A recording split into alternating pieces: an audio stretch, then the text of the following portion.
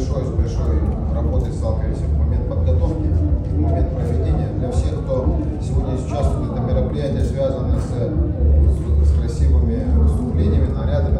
Для нас, конечно, для организаторов это один большой процесс, который необходимо организовывать не без остановки. Если кратко в цифрах, 1200 человек участвовало в церемонии открытия, проведения Алгыса, 294 урасы сегодня действуют на территории Юскатынга. Примечательно то, что растет с каждым годом все больше и больше. В прошлом году, когда мы проводили, нам казалось, это уже очень много, вряд ли будет становиться больше, но, как видим, несмотря ни на что, люди стремятся. Можно сегодня сказать, что по численности плюс-минус идет так же, как и в прошлом году. Мы точно численность получим завтра, примечательный картис. Можно спросить, как вы считаете, сколько человек участвует, каким образом, как вы считаете? А это МВД считает, у них какие-то свои способы расчета, как проходит через МВД аппликацию. Нам МВД справку дает.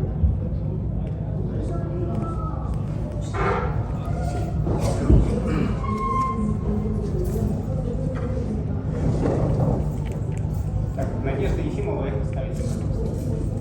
Здравствуйте, такой вопрос, он немножко, может быть, и не связан совсем со СНГ. У нас перед началом успеха и все спрашивали, и все волновались, горожане, которые собирались о качестве дорог, которые сейчас у нас в городе. И, естественно, речь идет именно о том пути, когда мы с нашим трактором проезжаем в Юскатынг. Сразу скажу, что, естественно, вначале были переживания у людей, все переживали, что будут очень большие пробки, дороги будут разбитые и страшные, но мы сами сегодня приехали, и все оказалось не так уж страшно. Поэтому есть такой вопрос, когда планируется завершить именно этот участок, и в целом по городу у нас сейчас идет очень большой объем работы именно по ремонту дорог. Что вы можете по этому поводу сказать, и учитывая, что в этом году у нас должно быть завершено еще несколько проектов по городу? Спасибо. Спасибо за вопрос. Действительно, у нас транспортная доступность столь масштабного мероприятия – это один из самых больших ограничивающих факторов и рисковых факторов, которые мы рассматриваем при организации. Это обеспечение бесперебойного движения специальных служб, общественного транспорта. И у нас стратегия остается одна, и ее она очень просто объясняется. Мы с площади Орджоникидзе до местности Юскатынг в следующем году должны обеспечить четырехполосную дорогу. В прошлом году мы уже ввели один участок, который жители Сатала уже оценили. Часть сегодня приехавших людей приехали по четырехполосной дороге с ограждающей межбарьеркой. Такая же часть будет построена полностью до рынка Белое озеро. В этом году мы введем первый участок, это будет внутри города, от рынка Белое озеро до нового физкультурно-оздоровительного комплекса. В остальной части идет работа по расширению дорожного полотна, выносу инженерных сетей. Объект будет введен в следующем году. Поэтому мы надеемся, что в следующем году на всех мы все приедем уже по четырехполосной дороге, начиная с площади Орджоникидзе. Да, действительно, благодаря реализации в нашем городе национального проекта «Безопасные и качественные дороги» идут беспрецедентные ремонтные работы. Они идут уже на протяжении 4-го года. Это связано неразрывно с перекрытием дорог, с обеспечением объездных путей для общественного транспорта. Я прекрасно понимаю, что в момент проведения ремонта это вызывает кучу сложностей и негатива у людей, которые сталкиваются с этим ежедневно. Однако у нас не будет иного шанса провести такой масштабный ремонт только своими силами. Национальный проект дает нам возможность сегодня на каждый рубль от бюджета города Якутска, для сравнения цифр, в этом году с бюджета города Якутска на ремонт дорог тратим 520 миллионов. Общая сумма реализации проектов на территории города Якутска почти более 2 миллиардов рублей. Соответственно, мы на каждый рубль больше 4 рублей привлекаем из вышестоящих бюджетов. Поэтому такие масштабы. Конечно, благодаря этому мы эффект накопительный по ходу реализации национального проекта почувствуем уже с 24-25 года. В этом году мы введем и откроем проспект Ленина полностью. Это станет большой разгрузкой для транспортного каркаса города Якутска. Я извиняюсь сегодня, пользуясь случаем, перед всеми жителями города Якутска, автовладельцами за те неудобства, которые мы сегодня испытываем из-за масштабного ремонта дорожной сети, а также ремонта инженерной инфраструктуры. Ну, тот же самый водоканал по Чернышевску второй год проводит работы по замене, точнее укладке нового канализационного коллектора номер 3 и водоузла номер 5. Без этого невозможно развитие городов. Наш город является одним из самых быстро растущих городов в России и самый быстро растущий город на Дальнем Востоке. Так как быстро мы растем, это надо еще изучать потом в истории, как это быстро вообще урбанизация проходила в Якутии. Каких-то 100 лет назад посмотреть, городских жителей практически не было. А сегодня мы уже вплотную подошли к 400 тысячам. 20 лет назад в городе Якутске жило 200 тысяч человек, сейчас уже почти 400. Поэтому это все, конечно, вызывает экспоненциальный рост, огромные вызовы, и мы их сегодня чувствуем, вот в том числе в развитии дорожно-транспортной инфраструктуры. Нам нужно расширять дороги, нам нужно строить новые дороги, а это, безусловно, связано с текущими сложностями. Прошу прощения, прошу понять. Спасибо. Пожалуйста, коллеги, следующий вопрос. Сергей Николаевич, как вы относитесь вот к фейковым аккаунтам, которые вот время от времени в популярные телеграм-каналы выкладывают? Мне кажется, даже вот они какой-то положительный имидж вам создают такого человека из народа, то в образе Дона Корлеоне, то в образе Да, вы знаете, я не слежу за всеми этими постами, но то, что выкладывают, мне кажется, даже это с интересом смотрится. У меня такой популярный фейковый аккаунт один в Твиттере. У меня, к сожалению, нет у себя даже программы Твиттера. Я ни разу не заходил в этот Твиттер, но периодически скриншоты мне друзья отправляют. Пока ничего такого, чтобы можно было бы об этом обжечься, нет. Да? То есть это все действительно вызывает у кого-то чувство улыбки, да, какого-то юмора. Мне на самом деле это тоже не напрягает, если честно. Да? То есть иногда даже охота улыбнуться и поблагодарить этого человека за его хорошее чувство юмора, в конце концов. Но главное, чтобы он не перегнул, чтобы это не превратилось в какую-то политизированную тему и не стало быть окрашенным там в политику и не переходило на личности, чтобы с этого аккаунта не переходили на личности, не стали кого-то оскорблять и так дальше. Если это будет сделаться, мы будем официально обращаться в Твиттер, просить заблокировать. Но я официально заявляю, я никакого отношения к этому аккаунту Твиттера не имею. Знать не знаю, кто этим занимается, но могу сказать, что пока у него очень хорошее чувство юмора. И во многих вещах он, конечно, попадает в точку. Так, пожалуйста, коллеги, следующий вопрос. Вопрос о большем предложении. Проспект Ленина у нас сейчас очень красиво клейка, все очень чистенько было, пока вот на прошлой неделе опять старые киоски не вытащили. Разве не было такого, что город избавляется от визуального шума, меньше баннеров, меньше киосков на проспекту, а сейчас они опять стали на свои старые места, там, Захарчан и так далее. Вы знаете, я здесь полностью солидарен с вами, потому что количество киосков на проспекте Ленина с их резким, когда мы убрали, стало легче дышать, ходить, и мы получаем только исключительно положительный отзыв. Вот, все киоски, которые там появляются, они появляются не с разрешения и не с нашего одобрения, они могут появиться самовольно, тогда мы их вывозим. Значит, к сожалению, сегодня есть изменения в Кодексе об административных правонарушениях, закон Республики РСЯ, значит, наш парламент принял закон, изменения в статью 6.9, по которому у города Якутского муниципалитета сегодня нет права проверять несанкционированную торговлю и штрафовать. Это право, к сожалению, у нас законодательно убрали, поэтому появление таких нестационарных торговых объектов сегодня требует большой волокитной работы, согласования в республиканской прокуратуре в рамках проверки Земельного кодекса и так дальше. Но мы будем настаивать на том, чтобы мы, я считаю, ошибочный закон поменяли, внесли обратное изменение в закон и вернули нам это право проверять в городе нестационарно установленные торговые объекты. Но все вы прекрасно видите, что сегодня какие случаи происходят по России, там то шаурмой отравится, то сидора неправильно выпьют. Но если не проверять несанкционированную торговлю, это рано или поздно может случиться в городе. депутатским корпусом, наверное, уже вновь избранного Илтунена проводить эту работу, чтобы эту статью, как я считаю, ошибочным образом вернули. Поэтому мы будем работать, но теперь уже в рамках Земельного кодекса. Сейчас так просто пойти проверить этот киоск уже нам такого права убрали, к сожалению.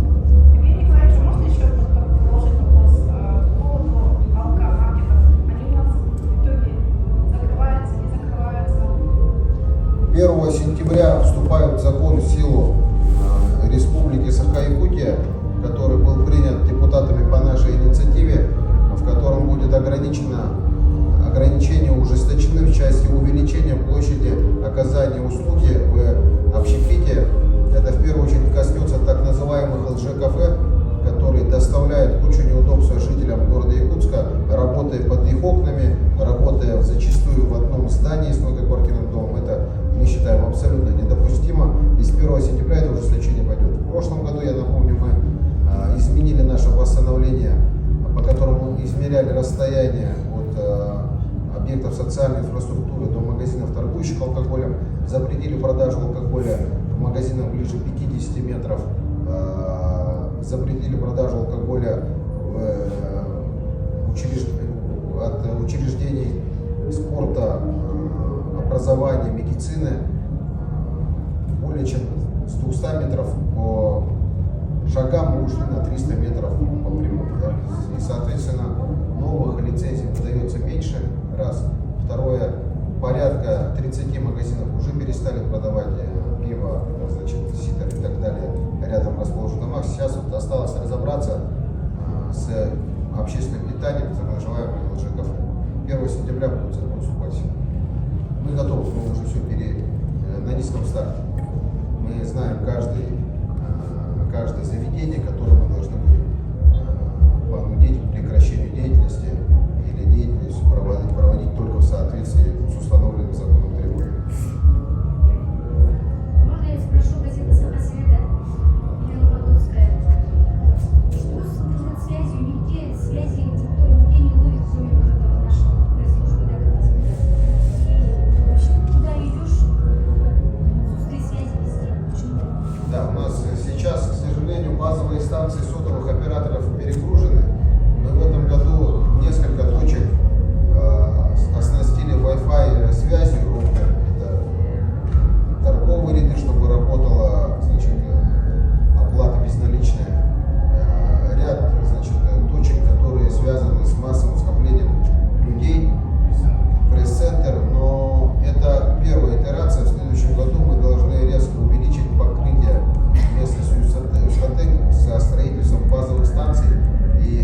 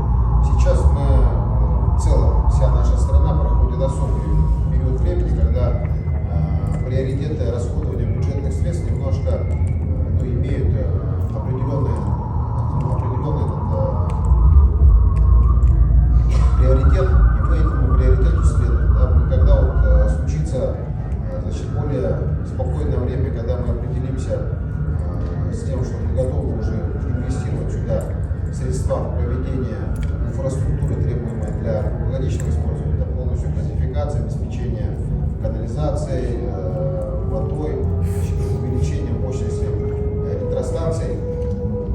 Мы так сделаем обязательно. Это у нас есть задача. Мы так и так год охраняем это место, так и так у нас событийные мероприятия здесь проходят, но не для массового посещения. Если так мы это сделаем. Больная проблема для всех жителей города Якутска — автовокзал. Есть места, где обитают у нас лица без определенного места жительства, скажем так. И, к сожалению, это одно из видимых последствий массовой, скажем так, алкоголизации, наверное, да, и массовой безработицы того населения, которое ведет такой образ жизни. Вот я, к сожалению, не могу сегодня объяснить, что мешает этим людям пойти работать.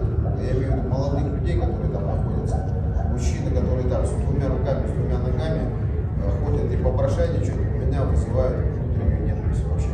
Я не понимаю, по какому праву они не на работе, а не создают что-то полезное для общества, а занимаются пьянством, порчей общественного имущества, значит, развращением людей вокруг. Им нет объяснения. Я считаю, что таких людей нужно призывать к ответственности. Это мое сугубо личное мнение. Поэтому у меня никакой жалости к ним нет. Другое дело, когда мы видим людей в тяжелой жизненной ситуации, людей с проблемами здоровья, людей, которые значит, по каким-то иным причинам, значит, не могут работать или не способны себе обеспечить. Это задача государства. Но здесь нужно делить мух от котлет. Потому что мы под общую гребенку постоянно пытаемся взять их всех, там, помочь, но так не получается. Потому что люди, акции же проходят, мы домой, там, поселяем в лагерях, поселяем какие-то иные мероприятия, мы от города через народный бюджет оказываем финансовую поддержку подобным учреждениям частным. Значит, люди там получают услуги, убегают, опять оказывается на улице, не хотят не работать, ничего. Поэтому здесь вопрос более глубокий, мне кажется, вопрос, связанный с моральным воспитанием, вопрос, связанный с глубоко в детстве где-то этот вопрос, по-моему, сидит, потому что я не могу по-другому объяснить, как взрослые мужчины, 30-летние, сбиваются там кучу толпы, мусорят, справляют нужду на общественных местах. Ну, это факт. Это влюбленные глаза, конечно, можно, но, к сожалению, это факт, мы это видим. И поэтому нас это не устраивает. Мы совместно с МВД проводим работу. Мы не должны, значит, позволять людям таким вот образом безнаказанно себя вести. Поэтому здесь первое, что нужно делать, это, конечно, работать, значит, над созданием в городе Якутске медвотрезвителя, раз. Второе, значит, каким-то образом возвращать практику в нашей стране летних лечебно-трудовых профилакторных лагерей, когда подобные люди через труд, значит, возвращались в социум. Ну, вот и работать с землячеством, чтобы землячество тоже брали на себя ответственность, когда люди с вузов, с деревень приезжают в летнее время на подобие некого отпуска. Получается так, потому что зимой эти люди в разы уменьшаются в количестве в городе.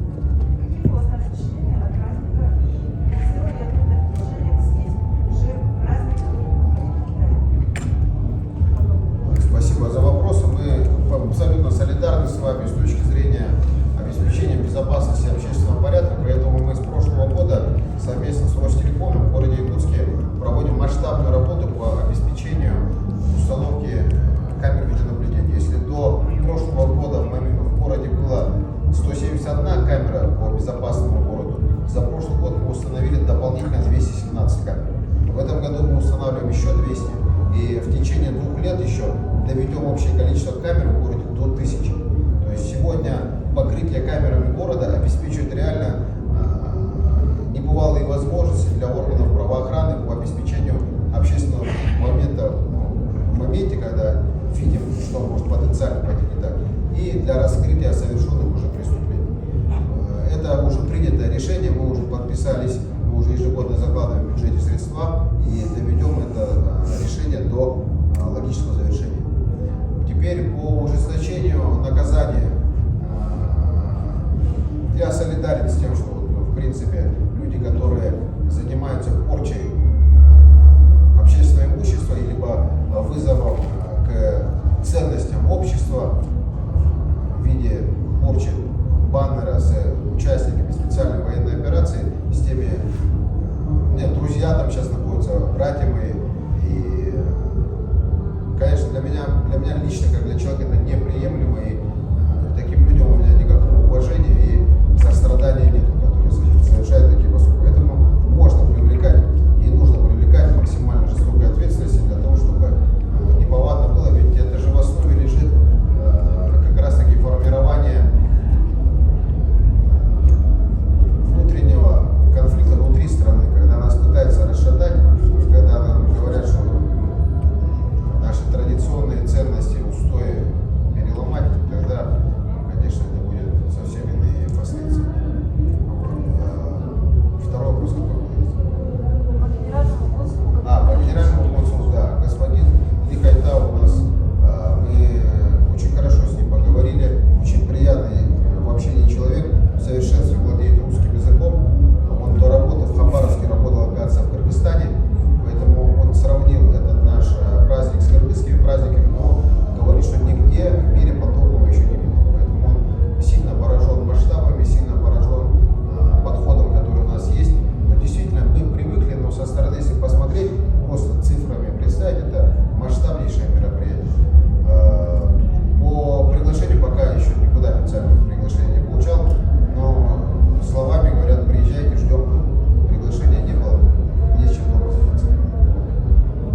Спасибо. Пожалуйста, следующий вопрос. Выиграл ты по призам, может прокомментировать, что же там призы у нас? За кого болеете, мне же интересно. Призы у нас традиционно предоставлены нашими генеральными спонсорами. Главный приз у нас из года в год это уже 1 000 000 рублей наличными. Значит,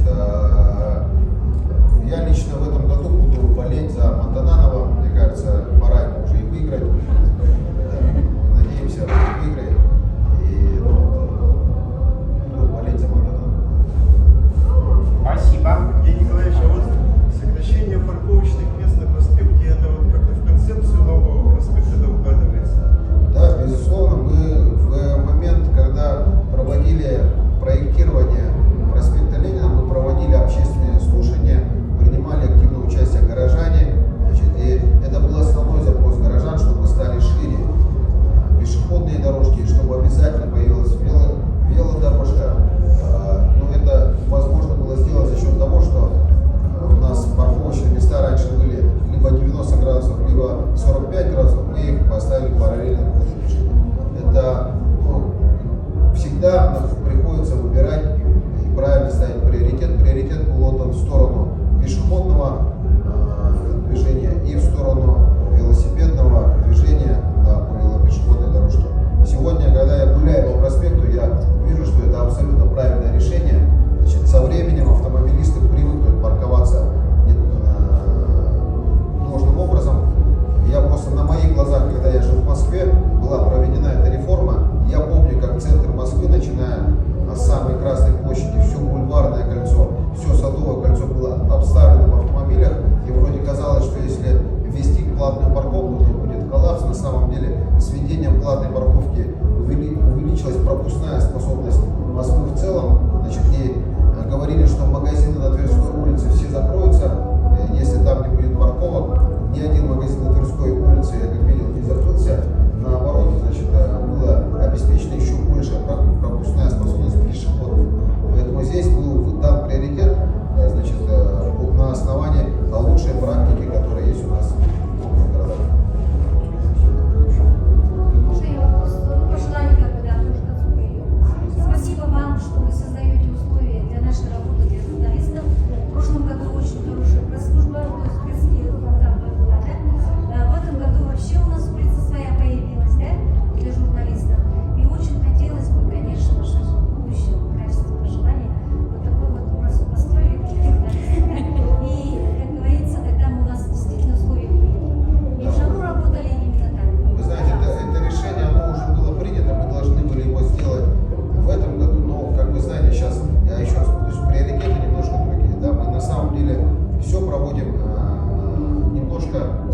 чем могли бы, потому что приоритет в стране сейчас немножко другой, и мы это прекрасно понимаем. То есть и с этого СЭХа тоже, вот за то время, которое сейчас собрали людей, мы же QR-коды разместили по сбору, как мне вот дали информацию 2 часа назад, уже более 1 миллиона рублей мы собрали. Вся прибыль, которая будет собрана с СЭХа Туйманы в виде арендных платежей и так дальше, мы эти средства отправим на специальную военную операцию нашим ребятам, мы закупим оборудование, которое они запросили.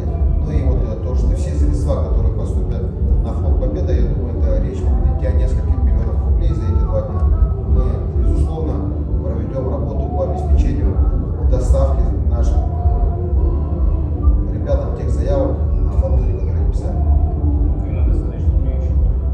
Да. Сейчас, кстати, вот идем с 5 часов, у меня прием тех бойцов, которые находятся в отпуске, сейчас мобилизованных контрактников, тех, которые участвовали в проведении специальной военной операции в добровольческом отряде Ботур, 1 Ботур, 2 Барси.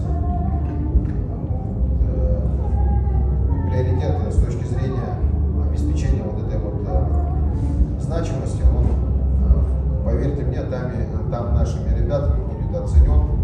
Я 3 раза уже ездил туда, встречался с нашими ребятами прямо на передовой. И то внимание, когда приходит с дому,